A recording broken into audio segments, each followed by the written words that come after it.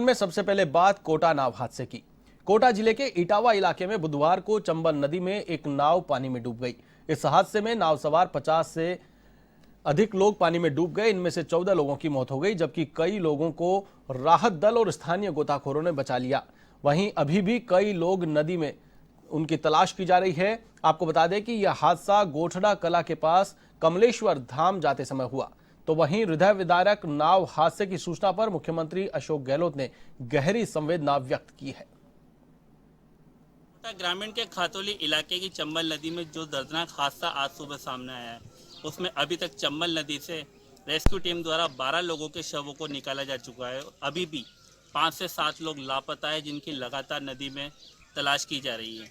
7 घंटे से ज़्यादा का समय हो चुका है, लेकिन अभी तक उन लोगों के बारे में कोई सुराग नहीं लगा है। ये वो चंबल नदी है जो आगे जाके खातौली में मिलती है और आगे जाके दूसरी जगहों पर भी ये चंबल नदी निकलती है। जिस जगह मैं खड़ा हूँ ये कोटा जिले का इलाका है और सामने की तरफ जो मंदिर दिख रहे हैं ये बूंदी जिले का केशोरिया पाटन इलाका है, जहाँ पर केशोराय जी का मंदिर है। और यहाँ से वहाँ तक रोज़ाना लोग सफ़र करते हैं, नाव के सहारे सफ़र करते हैं।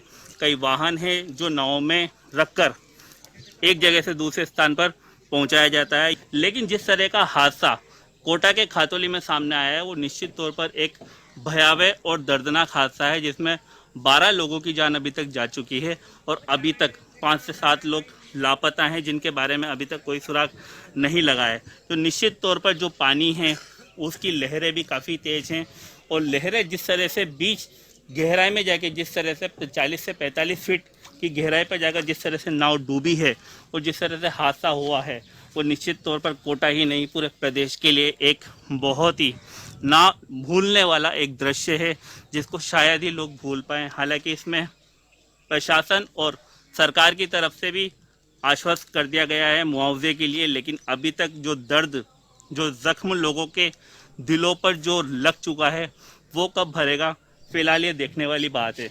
लेकिन जिस तरह का हादसा हुआ है वो कहीं ना कहीं एक दर्द को जरूर बयां करता हुआ नजर आ रहा है।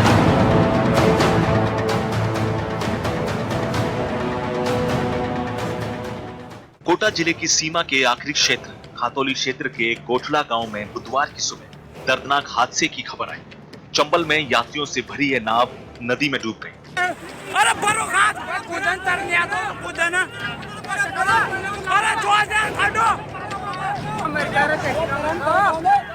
बुधवार को चतुर्दशी का दिन होने के कारण गोठड़ा गांव से नाव में सवार होकर यह लोग चंबल नदी के दूसरे किनारे बूंदी जिले के कमलेश्वर धाम पर दर्शन करने और स्नान करने जा रहे थे। नाव में 50 यात्री सवार थे, इसमें कई महिलाएं और बच्चे भी शामिल थे। साथ ही दूसरे छोर पर जाने वाले ग्रामीणों की दर्जन भर मोटरसाइकिलें भी नाव में ही रखी थी। नाव में किसी भी व्यक्ति ने लाइफ जैकेट नहीं पहनी।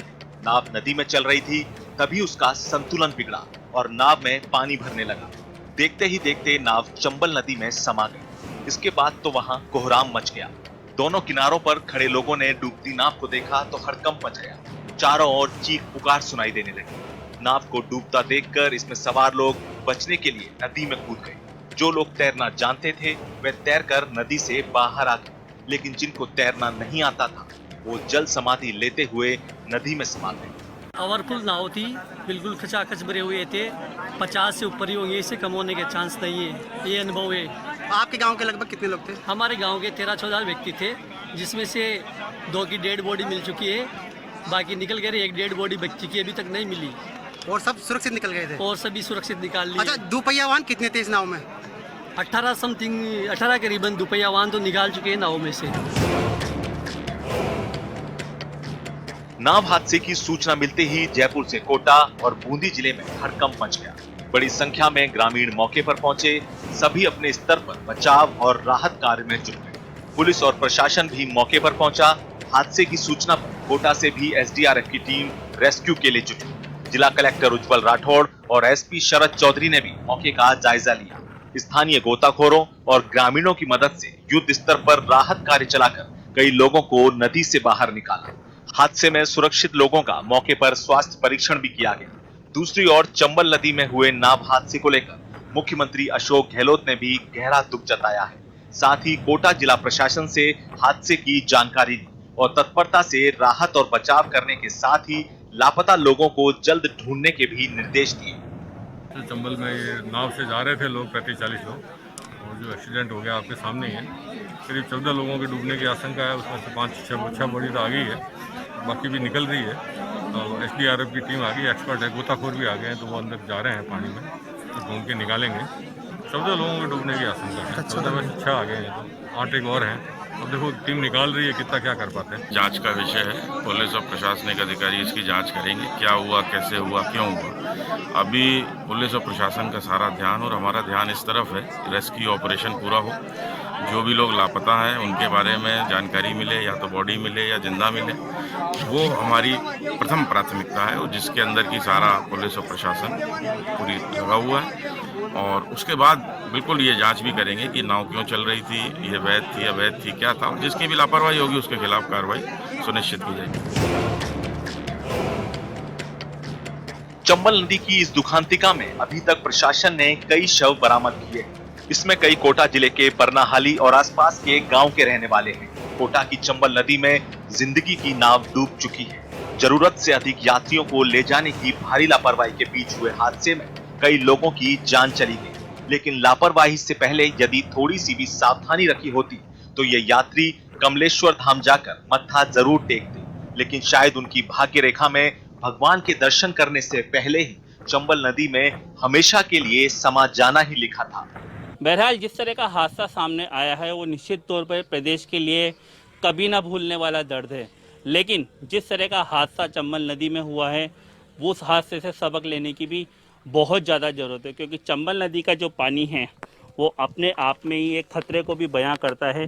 क्योंकि जिस तरह से पानी की लहरें उठ रही हैं और जिस तरह से दूर दूर तक सिर्फ पानी ही नज़र आ रहा है, तो ऐसे जगहों पर प्रशासन की तरफ से, सरकार की तरफ से और जो लोग यहाँ पर रहते हैं इनकी तरफ से भी कहीं ना कहीं एक सुविधा यहाँ पर मिलनी चाहिए लोगों को, ताकि इस तरह के हादसे दोबारा ना हो सके। क्योंकि जिस तरह के हादसे खातौली में हुए हैं इस तरह के हादसे पहले भी कोटा नहीं पूरे प्रदेश में सामने आ चुके हैं, जहाँ पर नदी के अंदर नाव डूब चुकी हैं।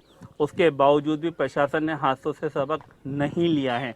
लगातार नावों के अंदर बाइक्स रखकर एक स्थान से दूसरे स्थान पर पहुंचाई जाती है। लेकिन कोटा के लिए एक राहत की बात जरूर है कि कोटा से केशोरिया पाटन तक जाने के लिए कई पुलों का निर्माण हो चुका है, जिसकी वजह से आज ये नावें यहाँ पर खड़ी हैं। लेकिन केशोराय जो मंदिर है यहाँ पर जो हर साल मेला भरता है, ऐसे में लोग यहाँ पर लाखों की संख्या में मौजूद होते हैं और लोग नाव के सहारे ही एक स्थान से दूसरे स्थान पर जाते हैं, यहाँ तक कि बाइक भी जाती हैं। लेकिन प्रशासन का अमला यहाँ मौजूद होता है, इस वजह से ऐसे हादसे यहाँ पर सामने नहीं आए हैं।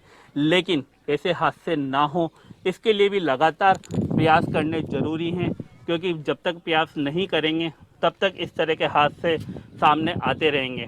क्योंकि इन हादसों से सबक लेना बहुत ज़रूरी है और निश्चित तौर पर इन हादसों को रोकने के लिए जितने भी कदम उठाने जाने चाहिए वो बेहद ज़रूरी है। इस समय सहयोगी राजेंद्र भारद्वाज के साथ योगेंद्र महावर, A1 TV कोटा।